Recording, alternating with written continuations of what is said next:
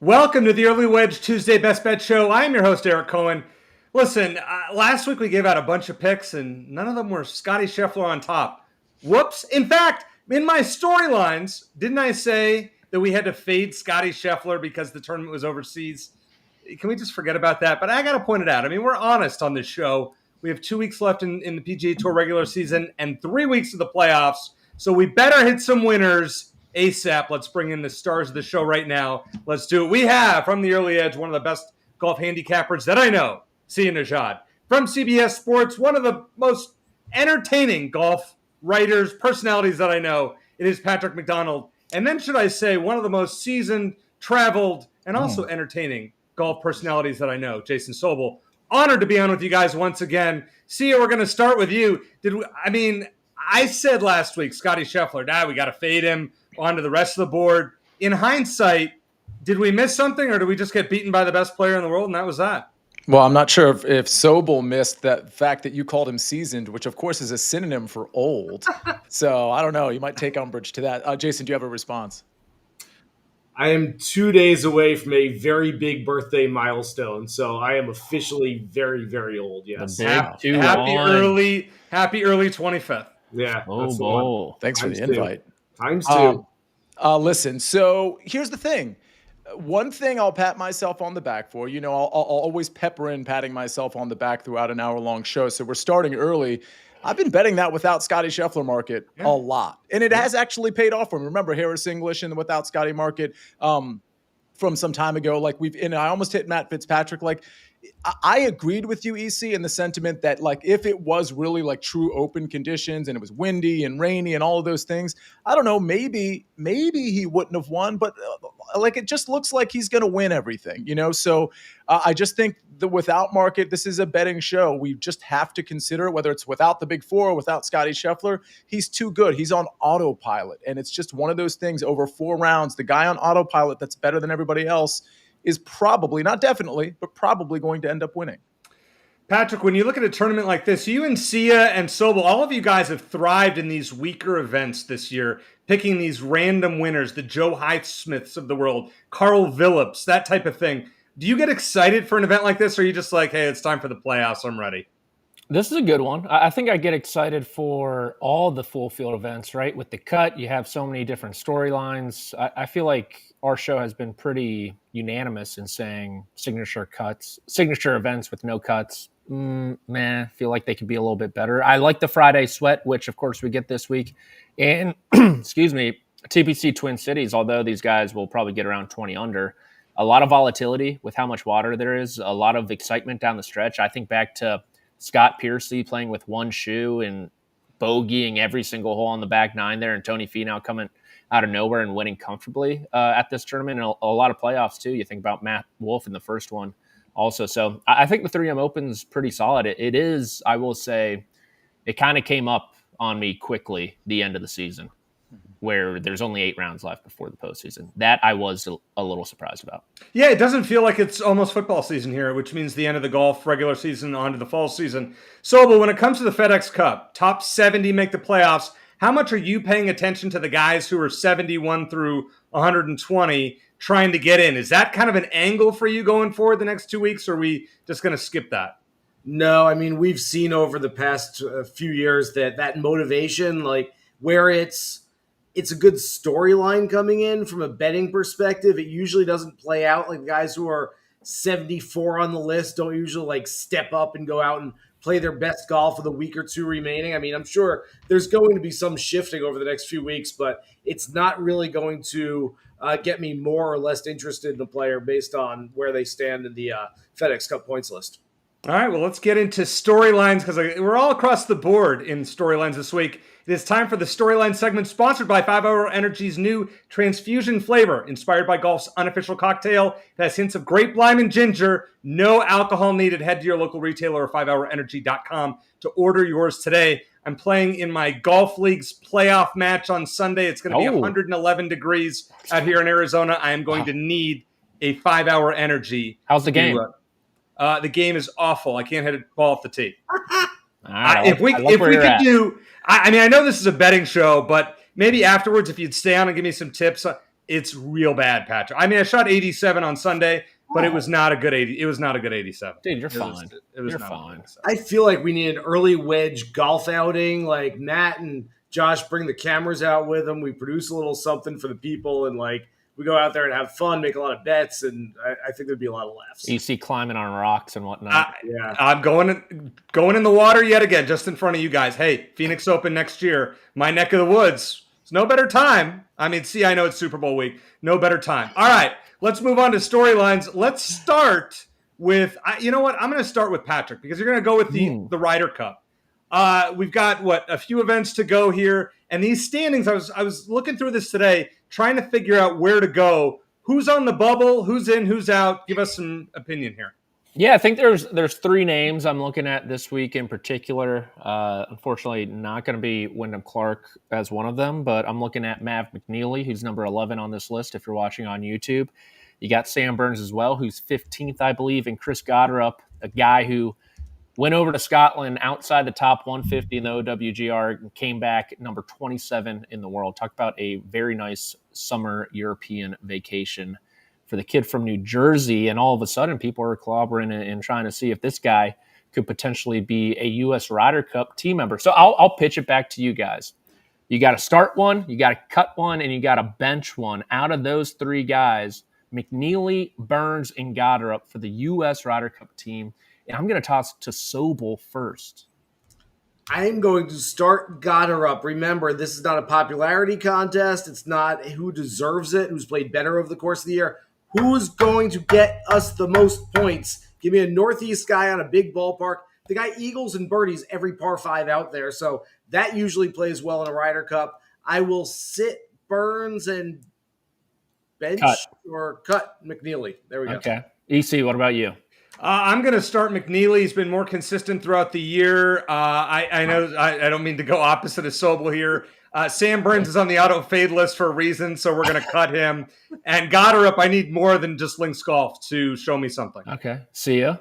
Yeah, I mean, Sam Burns is starting for me, as you all know. I'm a big Sam Burns guy. He might even win this week. I'm sitting Chris Gotterup, and I'm cutting Mav McNeely. Wow, right, Patrick, incredible. Tie. No, I can't. I'm the one asking the questions, unfortunately. So, but I do side with you, EC. I think McNeely is my guy. I'm going to All right, look at that. I guess not in the field. I love this conversation. Can we now do like Morikawa, Cantley, Spieth, or something like that? I mean, there are so many different options. We talked about this for 2 hours on PGA Tour Radio today. The fact that like Keegan's got all these options, there are not a whole lot of good options. The pros and cons list on every single player is like there's 8 deep on both lists, and you can go to. I mean, you talk about polarizing players. Those three, Gotterup's very polarizing right now because I think he's a course fit, but he's very inexperienced.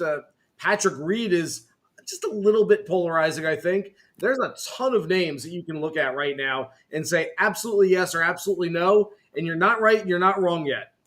All right, but Sobel, hold on a second. If you look at the European team, and I know we're all American, we want the Americans to win.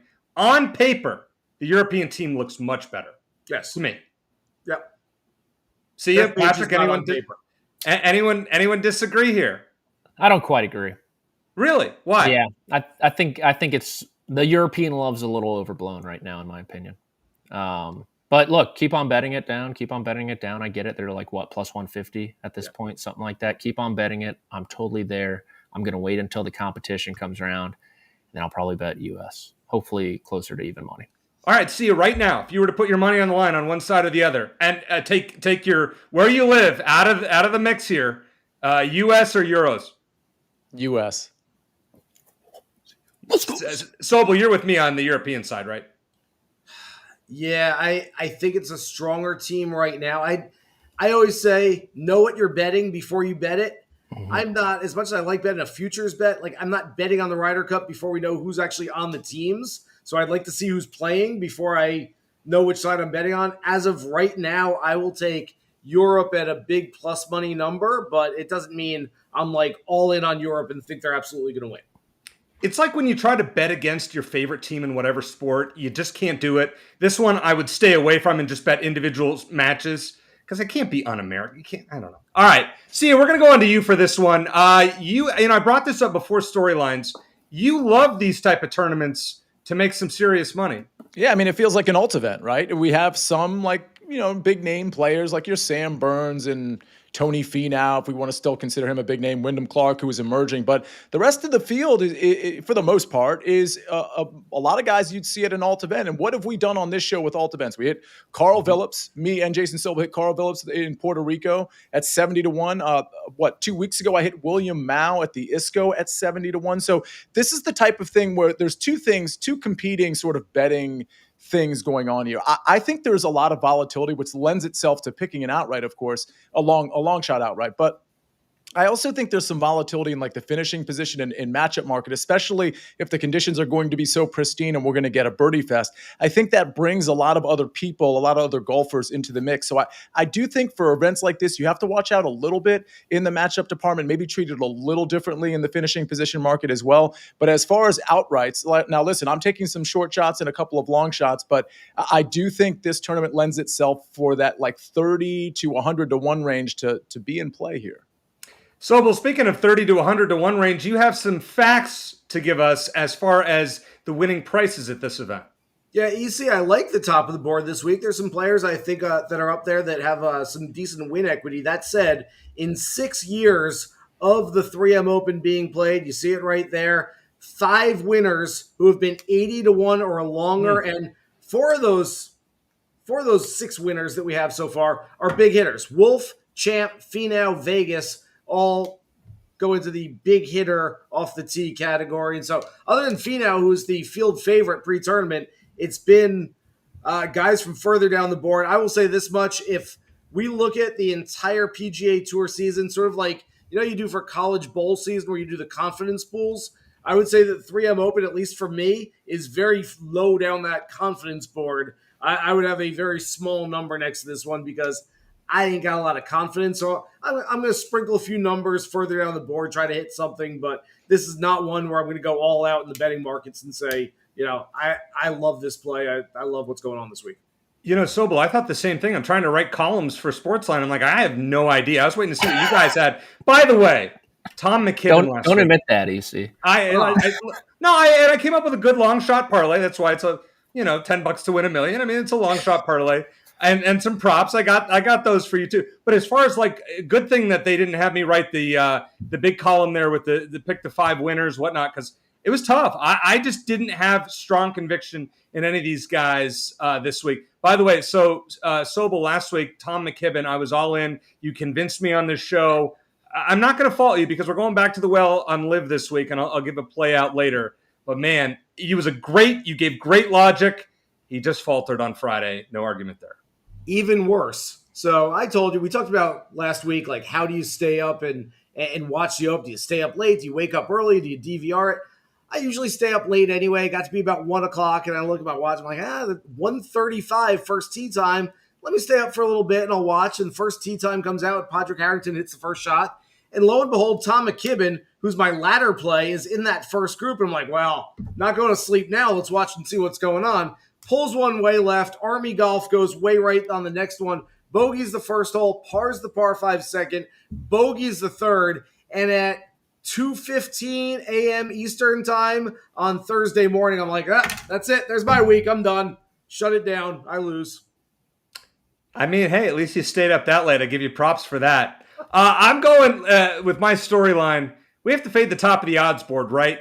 And I said this last week, and I look like a fool because Scotty Scheffler won. Whoops. But when you look at this, Chris Goddard, I mean, it's a great story the last few weeks, but that's links golf. Totally different at TPC Twin Cities. Sam Burns and Wyndham Clark, they're on the do not bet list. They're recent ads. And Maverick McNeely doesn't really win that often. I think he could play well, but these guys, it's not like they win that often. Then you have Grazerman, who I'm still bitter about what happened in Detroit, but we're going to go back to, we're going back to the well. Taylor Pendrith doesn't really win that often. Thor Bjornsson hasn't, and then we can just go on and on.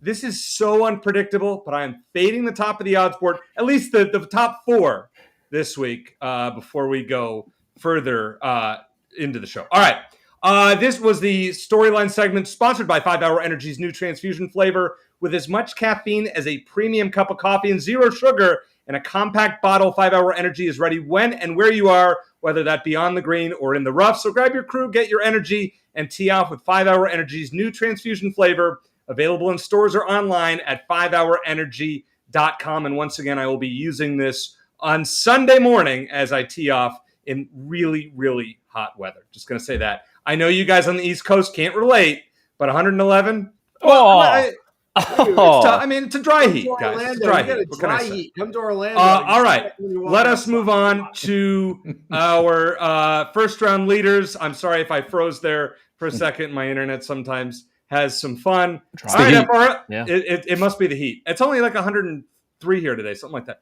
All right, Sobel, you got two of them for us. What do you got? Yeah, so I'm looking at guys who I like this week, who fit the course, and I don't trust for 4 rounds. So how do you play them? You play them for a single round investment and hope they have a little spike on Thursday and then don't keep it going, or maybe they do keep going. If you cash on Thursday, it doesn't really matter what they do for the rest of the week. But I've been a big Davis Thompson fan the entire year. He has not stepped up very well. Has got one top 10. That was back at the Players' Championship in March. He was the 54-hole leader at the John Deere Classic just a few weeks ago. Wound up tied for 18th place. Feels like he's a little nervy when he gets into contention, so we don't need the 4-round investment. I'll take him for the single rounder because he does have a lot of offensive firepower. And say the same thing about Cameron Champ. I believe last week, if you were watching the Barracuda, Cameron Champ, I think, was in second place after the opening round, and he was going home after the second round. That's not very good. I don't even know how all those modified Stableford points work, but you've got to lose a lot of points. You got to make a lot of negatives on the board to be going home after being that high on the board. That's what Cameron Champ did. But again, I don't really care what he does on Friday. I care what he does on Thursday, and he's got, like Thompson, a lot of firepower. You know, I'm surprised that neither you nor Sia put in Keith Mitchell, who has been a common FRL. But Sia, this is a great 5-pack that you have between 50 to 1 and 120 to 1. Let's get some explanation. Yeah, I mean, 5 is a lot. If I'm being honest, I wanted to include like 7 or 8. And part of the reason is because I think the afternoon guys are in play here, given that I think obviously the course is always going to be in slightly better condition in the morning. But in terms of the wind and the wind gusts, I don't think we're going to see much of a difference between the morning and the afternoon, which is why some of these guys on this list, I think Kevin Roy, William Mao, and David Skins, I believe, are all in the afternoon, and Michael Thorbjornsen, Davis Thompson are in the morning. The only reason I don't have Jake Knapp on here, by the way, is because I didn't want a third guy in the 50 to 1 range, and Jake Knapp happened to be in the afternoon, and that's sort of how I broke the tie. And I acknowledge that because there's some comments in the chat asking about Jake Knapp, and we'll see in the outright board where we're at on him. But Thorbjornsen, listen, I love him this week. I love what I'm seeing with the ball striking. He's pretty accurate off the tee as well. This guy is ready to make that big leap, and I think he could do it in the first round. Love what Jason said about Davis Thompson, 55 to 1 here.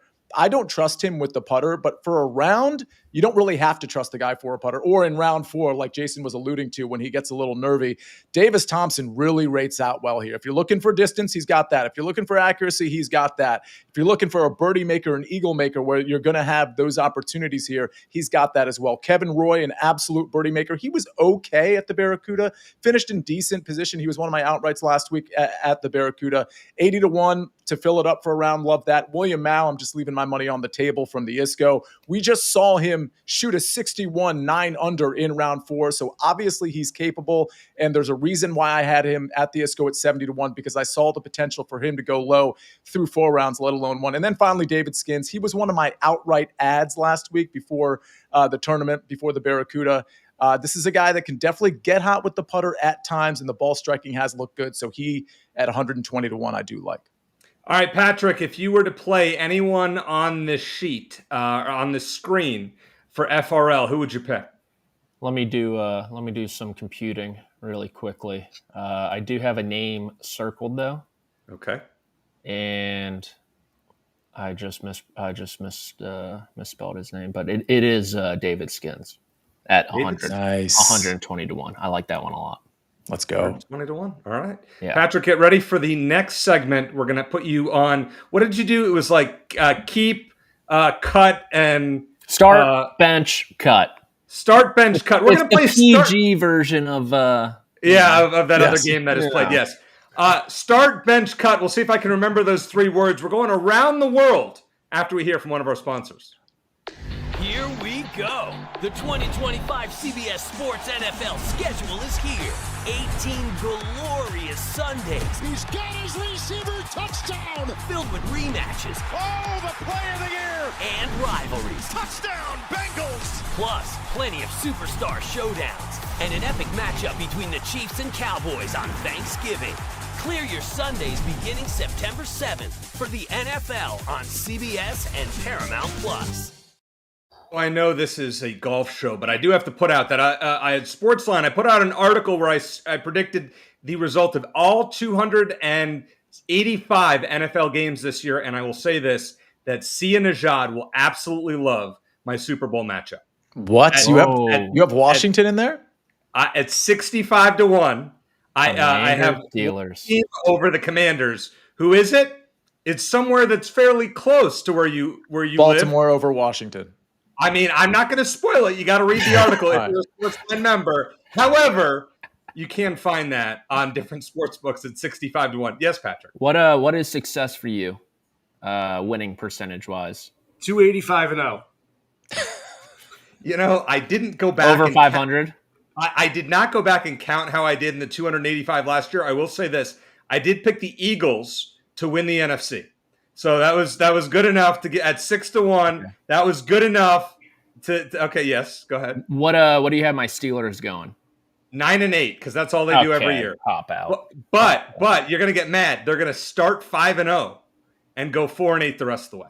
I'll give you this: they're gonna go 9-7-1. I feel like they're due for a tie. They tie all the time. And they're gonna trade Mike Tomlin.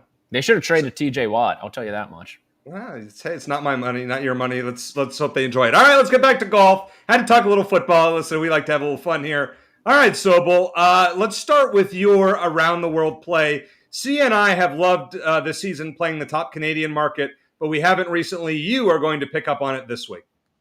Yeah, there aren't a whole lot of Canadians in this field. There's no Connors, there's no Taylor. I think there's 5 of them. We've got Adam Svensson, Adam Hadwin, a couple others, and I don't really care who they are because Taylor Pendrith is built for this golf course much better than, there they are. They're on the screen.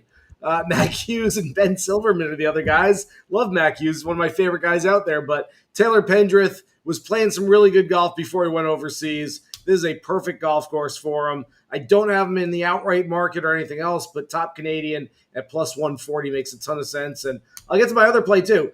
I don't know if you guys have noticed, but Sungjae Im went from being really good at golf to being really bad at golf.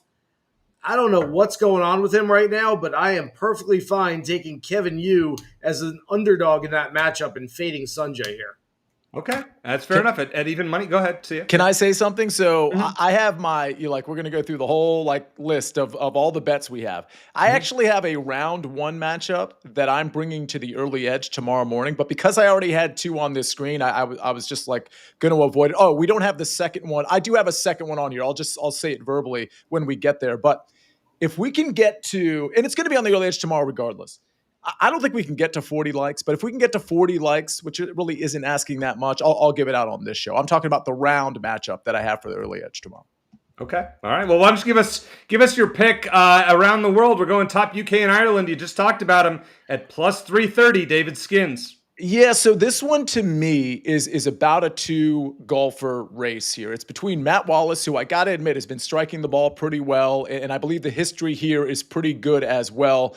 He's at plus 125 here. Seamus Power just hasn't been playing very well, period. Danny Willett also just been missing cut. So I do think this comes down to an emerging David Skins at plus 330 and a slightly better ball striker, slightly better player in Matt Wallace at plus 125. And if I'm using the word slightly, and I'm using the word emerging for one guy, and it's plus 330 versus plus 125, to me, the value is just definitely on the plus 330. This is not a play where you have to put a full unit on it. You can put 0.3 units on it or 0.4, whatever you decide to do, and still make out really well here. While I do think Matt Wallace has a very good chance to win this, I think it's a 2-horse race, and I like Skins' upside. Like how he's playing, I'll play the plus 330. See, I was concerned you would take this one as well. The top French market, Antoine Rosner, Victor Perez, Matthew Pavon. But with Rosner, some value at plus 160. I know a lot of people are on Victor Perez, but as far as I look at it here, Rosner's only missed 1 cut this season and has gained on approach in 7 straight starts. With all three players making their debut in Minnesota, it's all I needed to see. Perez may be the favorite, but I don't like that he's lost more than three strokes tee to green. Try saying that 5 times fast in 2 of his last 3 events. Pavon has played 19 events this season. And guess what? He hasn't finished in the top 40 in any of them. So he's not open. Watch him do it this week, of course. All right, Patrick. What's that? Start, cut, fade, something like that. Start, bench, cut. Who you got? For what? So we got top Canadian, top UK and Ireland, top French. Yep. Okay. This is so easy. So easy. I'm cutting the Frenchman. I'm out on that bet. One, because the French and I don't have a good relationship as is. We might as well just add fuel to that fire. We are benching the Canadian market. There's just something about those 4 I don't trust. And then we're starting David Skins. I'm rolling with David Skins this week, like Sia. There are a number of nicknames you could give this guy. A lot of them inappropriate, so I won't. And the plus 330 price tag I really like. Real quick, I want to talk about the other matchup I have. It's not on the board here, but I'll just throw it out there real quick because I don't want to forget it. It's this one people might not want to take. Totally get it. Sam Burns minus 115 in a tournament matchup over Chris Gotterup. I do think water's going to find its level and maybe find Chris Gotterup's golf ball potentially. I just love the fact that we're getting an opportunity. Like, Chris Gotterup's great. I can't really say anything bad about him the last 2 weeks. But what I will say is it's a small sample size. And while regression may not be in order for Chris Gotterup long term, I do think we could see it here. And Sam Burns didn't really play super well over the last couple of weeks. He's dipped just a little bit. But the fact that just because of a 2-week stretch, a very impressive one nonetheless, like that we're getting minus 115, basically even on both sides against Chris Gotterup. I'm just going to take who I think is the better golfer and who, by the way, I think is a great course fit, and we can absolutely fill it up with the putter just like Chris Gotterup's done the last couple of weeks. So give me Sam Burns in a tournament matchup minus 115 over Gotterup. I can't argue with that. We don't know if Gotterup is for real or if those last 2 weeks are just because it was links golf and he got hot. We'll find out. I'm surprised he's actually playing this week. But Sobel, does he need the points, or why would, after going first and third, why would he play? FedEx standings. The points, yeah, FedEx standings. He's done pretty well for himself last few weeks. I think it's just kind of strike while the irons are hot, literally. And he's playing some good golf. Why take a week off? He's a guy that does ordinarily play a lot of golf anyway. And so, young kid, just turned 26 years old. Why not get out there and go play? All right, fair enough. Well, we're going to keep it with you here. Actually, no, we'll start with Patrick. All right, Patrick, you got a top 20 and top 40 in the finishing positions market. Siwoo Kim, a guy that we haven't really talked about in a long time on this show. Yeah, Siwoo Kim plus 175 for a top 20. If I know Siwoo Kim like I do, he will putt horribly this week. But the good news is you look at the winners, Johnny Vegas, not a good putter. Tony Finau, not a good putter. Cam Champ, not usually a good putter. These greens are some of the easier on the PGA Tour to gain strokes on, which helps someone like Siwoo Kim, who is great from tee to green. And so plus 175 for a top 20, I will take that. One concern, in addition to the putter, so technically 2 if you're keeping score at home, this is his 7th week in a row. So talking about a guy trying to find something, that is Siwoo Kim. And then Takumi Kanaya, top 40, plus 150, just finished T40 last week at the Open, would have gotten home. Great driver of the golf ball, not the longest in the world, but very accurate. Not going to be a guy who makes a ton of big numbers, which I like. The rest of his game, kind of meh. But I like the upside for a potential top 40 at plus 150. Patrick, did you consider Haotong Li at any point for a top 40, maybe after that performance we saw last week? You know, I didn't. It was in one ear and out the other with Haotong Li. But I'm looking forward to him playing on the PGA Tour next year. Sobel, you agree? I do agree. I loved what he had to say. He's a funny dude. He said during the round on Sunday, he said to Scotty Scheffler, hey, if I text you, can we play a practice round next year when I'm on the PGA Tour? And Scotty said, yeah, absolutely. He goes, don't pretend like you don't know who I am. And Scotty said, no, I'm going to be like, Haotong who? Never heard of you. So it's pretty good. I mean, as long as we're joking around, final round of a major, that's not bad. It seemed like they had a nice time playing with one another. That's what was cool. I mean, Haotong knew he wasn't catching him, but it looked like they enjoyed it, and that's cool to see for golfers instead of the icy Bryson, Rory, Masters. Well, let's not talk to each other. Yeah, go out on the golf course, have a little fun. All right, Sia, couple top 40s here. Start with Doug Gim. I thought the Icy Bryson Rory thing was great, though. I think the optics of that are really interesting. Okay, so Doug Gim, he has been really good here. And the reason why that's important, I'm not super concerned about course history in general. I am concerned about Doug Gim's putter. And when he consistently places inside the top 40, if not the top 30 here, it tells me that he's really comfortable here just in general. We know the ball striking is going to be there for Doug Gim, and it has been there lately. I think he's super sneaky. I don't think a lot of people are talking about him. I don't have him on my outright card, but honestly, it wouldn't shock me if he's in the conversation on Sunday. The problem with Doug Gim is that, again, the putter can just really, really go south. But the reason why I'm willing to play that volatility is because it just seems like when he gets to this course, TPC Twin Cities, he has it figured out. So give me Doug Gim, top 40 at plus 115. And then we're going to go to a guy some people have probably never heard of, Paul Peterson, top 40. This is the guy that should have won the ISCO.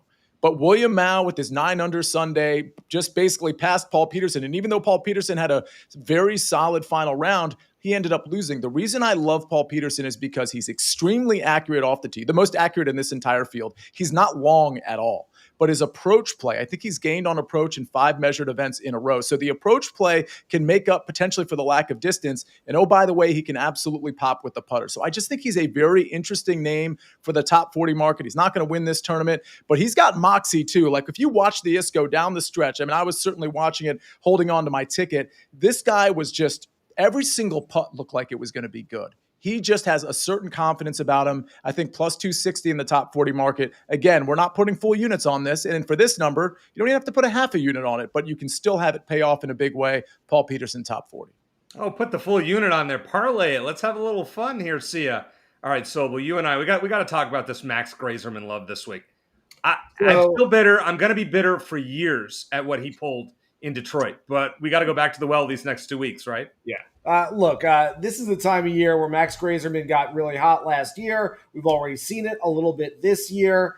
Small sample size because he was a rookie last year, but he's shown a little bit that he can be a course horse in that he plays well on the same tracks year after year a little bit. He was runner-up here a year ago. Why not go back to the well? Top 10 might even be conservative with this play, but I just think he's really good. Look, I want to bank on good players. There aren't a whole lot of really good players in this field. So for a top 10 and a nice plus money number, I'll take him there. And then I am targeting guys who are way up there on the strokes gained off the tee stat this week. And Jesper Svensson was 16th last week. He was third, I believe, strokes gained tee to green, shot a final round 66.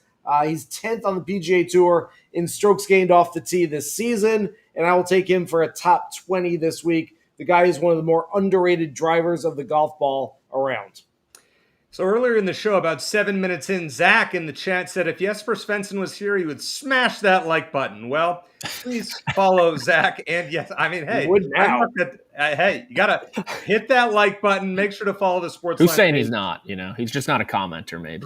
Hypothetically, if he was here, he would be smashing that like button. So please do the same thing and follow a lot of great content coming up every week. Every day there's great content here and a lot more coming up during football season, as I'm sure Sia will tell us in the coming weeks. All right, I got to go back to this Grazerman well. I debated not doing it, but I'm going to pull the Jason Sobel and play the ladder theory. We're going to go top 20 at plus 135, top 10 at plus 280, and top 5 at plus 500. I may even go beyond that. Maybe I'm sick in the head. Some of you probably already think that, but yes, we've gotten to that point where it's more Max Grazerman time. Then I found this parlay on Caesars, Chris Goddard, Sam Burns, and Maverick McNeely top 20 at plus 750. I don't like any of them to win. I don't think any of them will come necessarily close to winning, but yeah, I could see them around the top 10, top 20 range, and I think this is great value for all three of those guys. Yeah, maybe those parlays are sucker bets, but yeah, see, I'm putting a full unit. It's a parlay. I'm putting a full unit on this play. Call me crazy, but you can get this one at Caesar. Yeah. Wasn't your storyline fade the top of the board? For the outrights, yeah. Yeah, but you're basically saying all three outrights are going to play really well. I think they're going to finish in the top 20. Well, they're not going to compete for the win, and I'm going to have absolutely no trouble keeping my do not bet list for an outright in play this week. But when it comes to a top 20, yeah, these guys can underachieve. You can get a cheap top 20 when Sam Burns shoots 65 on Sunday and finishes T18. Yeah, then we all win. So expect that to happen, and I'll take it. But he's not going to threaten for the win. That's my prediction about any of those four top of the board guys. Is that fair? Fair enough. Okay. Coming up next, will the do not bet list suffer its second casualty of 2025? I don't think so, but a couple of our experts do. We'll find out after we hear from one of our sponsors. When you need your sports news all the time, We've got breaking news to bring to you. CBS Sports HQ gives you a snapshot of all the sports that matter to you. When you need your sports in a snap, find it on CBS Sports HQ, streaming free anywhere you are. Man, Zach is on fire in the chat today. He may be our top poster. He says Sobel equals genius. Well, you know what I mean. There you go. It's Sobel. Congrats. There you go. That guy. All right, let's see the do not bet list. It has only claimed one name this year. I'm really proud of this. We're at show 22 or 23, something like that. And only one has been crossed off, guys. I mean, you can't really argue with the do not bet list. And now this week we may have some trouble. Now, Patrick, I don't think you're involved in the do not bet list controversy this week. I am. Oh no. So I am. Wait a second. Yeah. Hey, don't my peek. gosh. Don't peek. All three of you. I thought it was just the other two that were. No. All right, well, get ready. This outrights portion is going to be bomb. All right, go ahead, Patrick. Start us off. Who is the guy? Who are the most recent additions on this, by the way? Bottom four. Morikawa, who we don't have to worry about one bit. Corey Connors, who we don't have to worry about one bit. Sam Burns, I mean, I didn't think he'd be playing in the 3M Open, but we're not worried about him. And Wyndham Clark, we're definitely not worried about him. I don't care what cheap finish he got last week. What did Corey Connors do to make it on the list? Did you bet on him? Win. Okay. Yeah, every week I pick him and he finishes like T4. So who are the personal disdain guys and who are the losers? The personal disdain guys, Cam Young goes back a few years. Keith Mitchell is perpetual.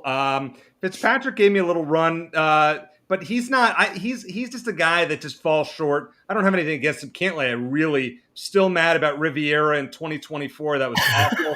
I could have cashed out my. He's not even mad about it anymore. Sobel, I could have cashed out. Okay. I would have won $1,500. They offered me $1,000 on Friday. I left it thinking with a 5-stroke lead, there's no way this guy loses. And he absolutely collapsed over the weekend. Okay. So he's perpetually on there as well. Shane Lowry, another guy that cost me at, I think it was the RBC Heritage years ago. So he's dead to me. Tommy Fleetwood. I mean, I tried the last 2 weeks. Yeah. And then the other four. I mean, Morikawa, how many times have we picked him on the show? And he's let us down. Cantlay feels like number one. Yeah, well, I mean, Max Grazerman, if he doesn't win or doesn't come close either of the next 2 weeks, he's going to be added to this list. He's going to get the Cantlay treatment. Yeah, he's cool. up there. All right, let's hear it, Patrick. Who you got? The Cantlay treatment. Excited to see that. I have Maverick McNeely at 20-1. If you are on the black market, I believe there's a 21.6 out there for the official record keeper of this show. But McNeely, 20-1, T3 at this tournament last season. His tee to green game has improved so much in 2025, especially the driver. He's turned into a very solid driver. Approach play, very good. And then we obviously know what he can do on the green. So I think McNeely wins this week, kind of punches his ticket onto the U.S. Ryder Cup team, honestly, and makes it hard for Keegan Bradley. And then if he doesn't, how good would this be, EC? You're shaking your head in agreement. Sobel is too. It is Ricky Fowler at 45-1. I mean, this guy just finished T14 at the Open. He had a top 20 at the John Deere Classic. Speaking of driving it well, Ricky Fowler has driven it much better, and maybe even more importantly, he's starting to putt well with that dumb-looking lab putter of his. And so if Ricky Fowler can improve slightly with his approach play, which has been improving, but if he can have a big week with the irons, Ricky Fowler is going to get back into the winner's circle at the 2025 3M Open. Ricky Fowler's not shooting 20 under par, and he's not getting in the winner's circle. And let me tell you, Sobel, who else is not getting there because he's too busy damaging lockers? Wyndham Clark. I love that he did that. You know what? Get it out. Just leave it behind you. This is what Rahm talked about it last week. Hatton talked about it. It's like, hey, something gets you mad, don't leave it all inside and bottle it up. That's bad for you. That's unhealthy. What you want to do is get it out. He threw the driver at the signage at Quail Hollow, at Oakmont. He bashed in a locker. Good for you. Look what's happened ever since. He's playing the best golf of the entire year. I am fully aboard the Wyndham Clark train. I've actually talked about it, guys, a few times over the last month or two that we've seen a few of these really good players kind of have to hit rock bottom before they come up and bubble back up to the surface. We saw it with Victor Hovland, who was completely lost and then goes out a few weeks later and wins the Valspar. Matt Fitzpatrick said he was playing the worst golf of his life earlier this year. A few months later, back-to-back top fives. Wyndham Clark was certainly not happy with his game a month or two ago, and all of a sudden he comes back from overseas with an 11th place finish and a 4th place finish. I'm buying in. I think this number should be closer to the Burns and McNeely numbers, so I think we're getting a decent amount of value here. The odds makers aren't totally buying in to the fact that he's back yet. He's as talented as anybody in the field. Kurt Kitayama, this is like, the lover that forlorns you, and you're like, you just keep coming back to them, and I've been spurned. I've been spurned by Kurt Kitayama many times, and I just can't fall out of love with him. So I'm going to keep coming back to Kurt Kitayama. 40-1's an okay number. And then Eric Van Rooyen, I bet him here every year. He went to Minnesota. His wife's from Minnesota. Her whole family's from Minnesota. He's going to have the whole family out, lots of friends, lots of relatives. Only problem is he's missed the cut 3 out of 4 years. The other one was outside the top 50. But he is, this time, coming off a runner-up finish last week at the Barracuda. So maybe a little more reason for optimism. Again, big number on a guy who's at least got the pedigree to go win in this kind of field. Well, in the chat, Sobel, sorry, my computer, I don't know what's going on here. It's when it's 110 degrees outside. Come on, AC, dude. Classic. Taylor in the chat, not a fan necessarily of your Eric Van Rooyen, but I actually kind of like I'm with him. I'm not a fan of it either, by the way, Taylor. I'm with you. I don't like it at all, but I don't know. I started the show by telling you a lot of long shots have won here, and I didn't want to put up a 25-1, 40-1, and throw a 30-1 on the bottom of that. I need to give you a long shot, and so I've got more long shots coming up. I don't know. I'm going for the narrative play. Yeah, Taylor, I'm with you. I don't like it. Yeah, he was good at the Barracuda. Yeah, but this is every year here. I mean, I got goaded into baiting Van Rooyen a few years ago, but he's not worthy of the do not bet list. But at 90-1, yeah, I can take that chance. Sia, I love the Thor pick. You're going to talk about that. Start with Sam Burns. You're playing the top of board, which is kind of rare for you to do here. Very rare. By the way, I will say this about EVR, and we saw this during the FedEx Cup playoffs. I believe it was 3 years ago.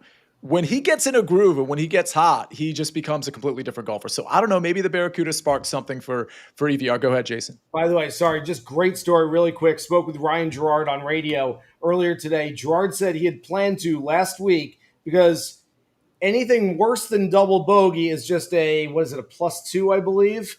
And Eric Van Rooyen eagled the 16, 17, eagle birdie somewhere in there. In any case, Gerard had planned to, if he was up 3 modified Stableford points going to the 18th hole, he said, I was literally just going to take my ball and walk up 18 and not hit a shot and just go in there and sign my card for double bogey and win the golf tournament. It would have been epic. And he goes, Van Rooyen ruined it. He goes, I kind of ruined it. He 3-putted, I think, on 16 and 17. But if he had enough points, he was walking in. He wasn't even going to play the last hole. How cool would that have been? Wow.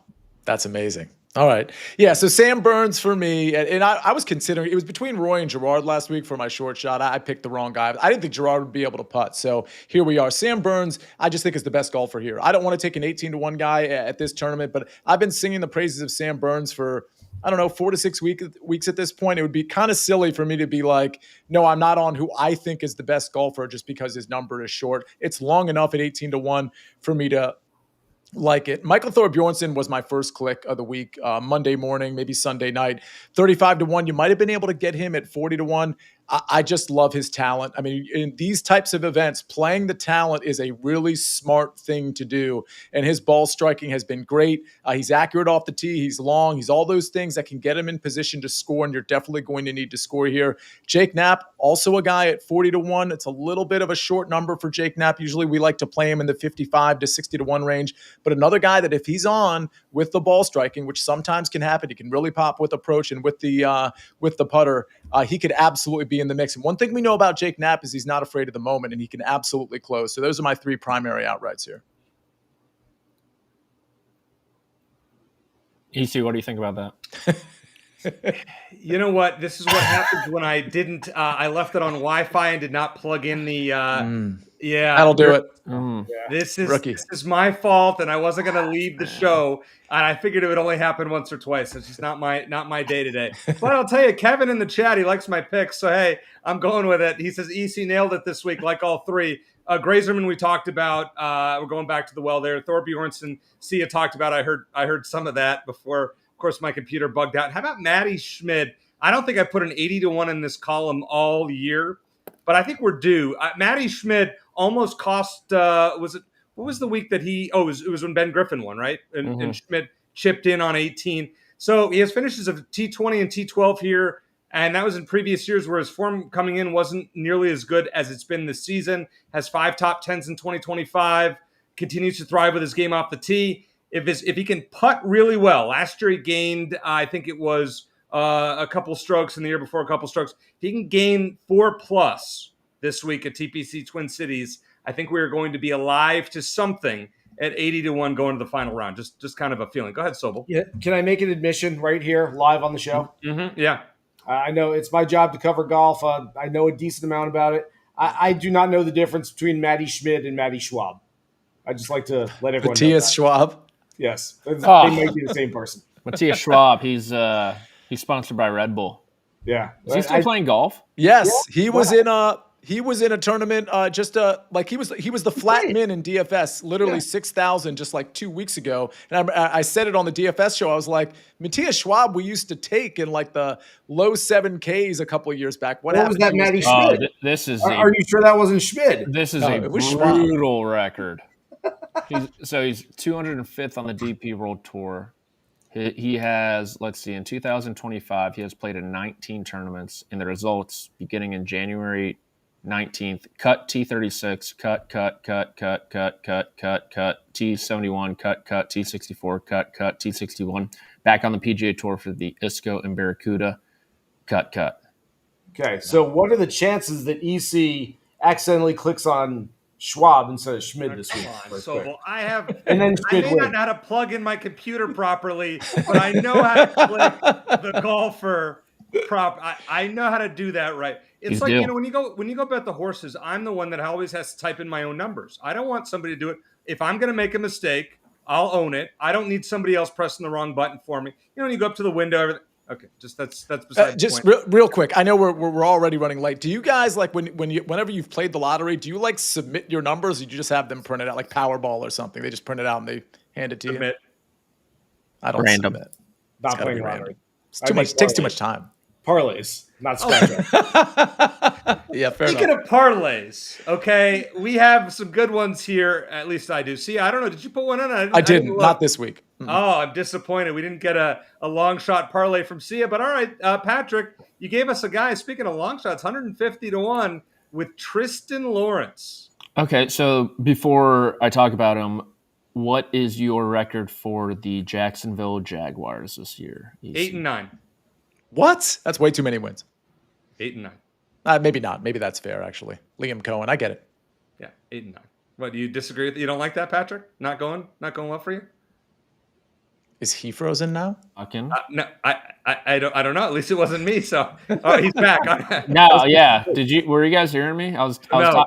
Okay, good. I was saying some crazy stuff, like some pretty insane stuff. Good. Okay. Whew. Gonna keep my job at least one more day. But Tristan Lawrence, 150-1, T12 at the U.S. Open, top 10 in Detroit. Big hitter, the Llama, and we've seen big hitters play well here. Bad rookie year, but he's shown enough for me to dive in at 150. Well, you know what? Not only you, Sia, you and Patrick, some synergy Oh, here. let's go. Let's go. I I love Tristan Lawrence. I mean, listen, it's 150 to 1 for a reason, but I got to be honest. Part of the reason this number is so long is because across the pond, he just wasn't very good. But if you look, and he might be tired, honestly, he's been playing a lot of golf. And you know, I think this might be the first year where he's played this many PGA Tour events. But the long and short of it is he can be a great ball striker. He's actually pretty accurate off the tee. The approach play, we've seen it spike. I mean, I think and I talked about this on the DFS show because he's 6,900. He's the type of guy that I think is better than like everybody, almost everybody, or a lot of people in the 7K range, but he's just not in our consciousness, especially after the last couple of weeks. I think he could be in the conversation. Love the 151. And then William Mao, I'm leaving my money on the table. This guy can absolutely get hot. He's got a ton of talent. If the putter comes along for the ride, which it did at ISCO, he could be in the conversation. I'll take that at 120 to 1. All right, Sobel, you never disappoint us in this column. Start with Will Gordon and then talk about Liv.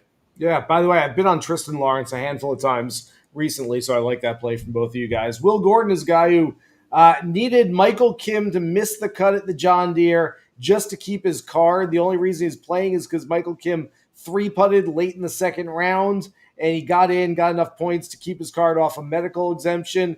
He's now finished 23rd and 14th the last 2 weeks. It's coming around a little bit. He's a guy that should fit this golf course. The one little buyer beware here is the fact that he's missed the cut all 4 times he's played it, but I like the form right now at 250 to 1. It's a massive number on a guy that, I don't know, Will Gordon can go out there and play some good golf at this one. If it turns into an event like 5 of the last 6 where it's sort of not really the big names, why not? We can get lucky on a big long shot. And then, Issa, I do think that one of your parlay picks is going to win this week in the UK with Tyrrell Hatton, but I will take Brandon Grace anyway. We had a top 5 the last time they played a couple weeks ago at Valderrama. So, I don't know. I spent a really long time on my live picks this week, and I broke down the field, did a lot of research on this, and it all spit out Brandon Grace in my model this week for live. You know, Sobel, they make me write the live long shots column on the CBS Sports, right? So a few weeks ago, I gave out Taylor Gooch. I gave out John Rahm on this show. Taylor Gooch, 35 to 1 wins. Did not give him out on early wedge. Would have been a nice hit here. It looks good for the article, bad for my credibility on this program. So we're going with some parlays. I gave out 3 golfers in the long shot section. I have them all finishing top 20, Casey McKibben and Oosthuizen.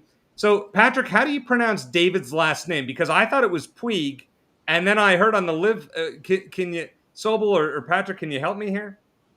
Pew. Pooge. Pew? Puge? Pooge. Pooge? I go pew, pew, pew, pew. I mean, I'm thinking Yasiel Puig, you know, the guy that used to play in the Dodgers. Oh, like, yeah. Okay. Yeah, I mean, Yeah. I'm figuring that's a... Sia, you with me? You look at Yeah, I would have gone the Yasiel Puig route for sure. Yeah, David Yeah, Puig. All right, so Puig? David Puig. Pooge. Like Okay, well, J. Hard Pooge. G.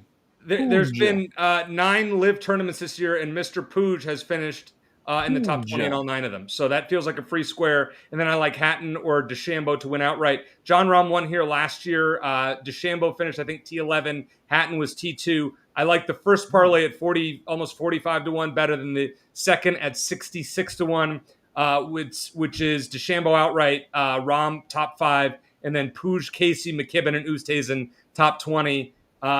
Go ahead, Patrick. Yeah. I have some numbers coming across my desk with 2 live golf picks, if I can add them in here. Yes. Yeah, please. Yes. Yeah. We're going to get weird. Okay. Feels like a weird week over there. Charles Howell III at 80 to 1. What? And 300 to 1, Henrik Stenson. I like that one. He was good he was good last week, right? Yeah, pretty solid, 245. It pays to 105. And you'll get a tax form if that hits. So there you go, 300 to 1. Let's see where we can get that. That is at DK, the 300 to 1, I believe. All right. Well, there's a 200 out there also. So we're gonna do Howell and Stenson. That's pays to watch live picks. That if one of those hits, we're putting it on the recap screen, producer Matt, if that's okay. Let's get to OAD here. Mitchell Smith earlier in the show was very proud that he jumped Sia here. I'm going to say not for long because Sia has the winner this week in OAD. I had a bad week. I love how Matt puts these standings in here. You know, Patrick should be way up there. Where's M squared? Did he quit? I think M squared might have dropped off there. Yeah, he might have given up there. I mean, listen, you forgot 4 points. You and producer Josh left like almost $4.5 million on the table. Kudos to Rick for staying in the competition, staying in the fight. Rick does run his own, one and done, which all of us are part of. So, it's okay. All right, let's hear it, Sia. Who you got? You got the winner. Tell us. Yeah, I wanted to go with Sam Burns, but believe it or not, because I've sort of taken myself out of contention a little bit, I don't think I'm technically out of first place contention, but I'm going to save Sam Burns and use him where I know nobody else is going to use him. So that's why I'm not using him here. I'm going to use Michael Thorbjornsen. Again, he was my first click. It just seems like a talent play to me in a nice field, an emerging talent who is a great course fit in my opinion as well. I'll take a chance on a guy just slightly lower down than a Sam Burns. Sobel. I'm going to the leverage play. It's game theory time. I've got some catching up to do, and I'm not going to catch up by taking one of the favorites. So going a little further down the board, there's some win equity. I think Kurt Kitayama, look, I got him outright this week, so I'll play him here, and hopefully we do the double. Mitchell Smith taking Siwoo Kim this week. Patrick, you're going Mav McNeely in his attempt to get on the Ryder Cup team. Yeah, and Josh is on vacation this week, and I'm a firm believer of not bugging your coworkers when they're on vacation. And so this one, I'll probably roll out McNeely in Memphis as well, because we're probably not going to get this pick in because I don't have access to our account. But for the show, I am picking Maverick McNeely to win the 3M Open as my one and done. And I'm going with whatever Sia says because he's a genius. So Michael Thorbjornsen at 35-1. I love that bet. So we're going to roll with it. All right, it's time for one of my favorite parts of the week, the recap screen and Sobel story time. What do you have from the 3M Open? You throwing out topics this week, EC, or is it just free for all? All right, I'm going to give you a topic since I'm guessing you have not taken the trip to. I have. Oh, you have it. So give us anything from TPC Twin Cities you got? No, not really. I will say this much, and this is not story time whatsoever, but every once in a while I get someone asking me like, hey, I want to go with some buddies, go on a little like buddies trip, maybe play a little golf, go to a tour event. The Masters obviously like pie in the sky. We'd love to, but we can get tickets. US Open, everyone does that. PGA, okay. Like, where's just a regular season event to go to? Like 10 months out of the year, I'm probably not traveling to Minnesota for anything. But in the middle of the summer, downtown Minneapolis is awesome. Tournament's pretty fun. Okay, it's not the biggest names, but if you don't care about that, I would say book a trip next year to the 3M Open, go hang out. You go downtown, stay by the ballpark, go to a couple Twins games. It's a pretty good week out there. I have to ask you, as we keep the recap screen up, this is the poll question for the three of you. If you could play a round of golf, if you had to play a round of golf in 110 degrees with no humidity or 90 degrees with 90% humidity, which would you choose? Patrick, I'll start with you. Dude, I'm not smart enough for that question. I'll go 110 normal, I guess. No. I'm going humidity. I'm used to it. All right, Sobel? I mean, it depends. Like, where are my buddies? Like, how much money are we playing for? Wherever you want, if for free. A lot of variables going on here. I mean, all your buddies, your dream foursome, Tiger Woods, your buddy, whoever you want in there. I don't care. I had the good fortune of been hosting post game a lot on radio. The other day with the Open going on, we finished at 4:00. So I'm like, I'm gonna go play golf. I went out, met a couple of buddies. It was like 113 real feel here in Orlando, and whatever, you just play. Doesn't matter. Sia, I know you're not the most recreational golfer. Would you rather be outside for a long time in 110 degrees dry heat in the shade mostly, or 90 degrees with 90% humidity, same amount of shade? Well, if I'm getting shade, I'm doing the non-humidity for sure. Yeah, okay, exactly. I just want to prove West Coast is the best coast. You're not even West Coast, dude. Real quick, though. You're Southwest. EC, we got to our likes requirement. I don't want to forget. I'm bringing this to the early edge tomorrow. Maybe I'll bring another pick to the early edge tomorrow morning since I'm giving this out. So this is a pays to watch live scenario because this is not going to be on the recap screen. And hey, it might lose, by the way. But the reason I was reminded of it is because Jason Sobel was fading Sung J M in one of his matchups. Well, that's what this is. This is a round one matchup. I believe this is only on DK, but it's Davis Thompson, who I have as a first round leader, and I think has tremendous upside, some downside too, because that putter can sometimes be a problem. But Davis Thompson minus 115 over Sung J M. Sung J M has just lost. He does have some good experience here with the second place think it was 2 years ago, a missed cut after that. He's been awful on approach, and he's been pretty bad off the tee lately as well. I just don't think he's going to give himself enough looks because he's just in such poor form. So I'm going to ignore the second place finish from a few years ago. I think Davis Thompson's going to have a good round one. I love it. All right, that's great. I want to ask you guys about David in the chat. Space Indian in the chat has asked about Tony Finau, who won this event a few years ago. Patrick, Sobel, anything you got? I'm good not having any exposure to Mr. Finau. I concur. I was doing a show with Rick, and Patrick was on there on Friday early afternoon. Yeah. I was on that last week, and they said one name who's up there right now on the board who won't be up there at the end, and I gave out Tony Finau, and the next day I get up and I'm like, oh, he's in 5th place. I completely screwed that up, and like 7 minutes later, he was in 47th place. Like, I have no idea what happened, but he moved down 42 spots in literally like the time I went to the fridge and made a snack. So I'm all out on Tony Finau as well. Truth be told, he was going to be my one and done pick, and then I looked at what he has done off the tee lately. It looks like me off the, well, not really, but it's been bad, and that's why we're going to fade him this week at TPC Twin Cities. Sia, what else we got coming up this week? Any teases you can give us? Early Edge Monday through Friday. We, of course, have the live chat tomorrow at 4 o'clock on this SportsLine YouTube channel, which is really a growing show. There's a lot of people that jump in there. They ask us anything they want, whether it's related to DFS, waves, the weather, odds, ownership, one and done, betting, you name it, we've got it covered. It'll be me and Rick. Sometimes Mike McClure jumps in there. I will tell you, the Early Edge is doing a live betting baseball show next week, probably next Wednesday at 2 o'clock, right before the live chat. So stay tuned. There's a lot of really cool stuff coming up on this channel related to the NFL and MLB. Cannot wait. Always check that out. As I was texting A-Mags this morning, I was like, man, your baseball picks are absolute fire right now. So all of you guys crushing it on the Early Edge. So check that out. Guys, you always know I love being on this show. Thanks for going long. Thanks for all of you in the chat for sticking with us and the commentary throughout. It's awesome. We read them all. We absolutely love it. Producer Matt behind the scenes kills it every week. Always appreciate it. For Jason Sobel, Patrick McDonald, and Sia Nejad, I am Eric Cohen. As I always like to say, let's hit it big. Good luck.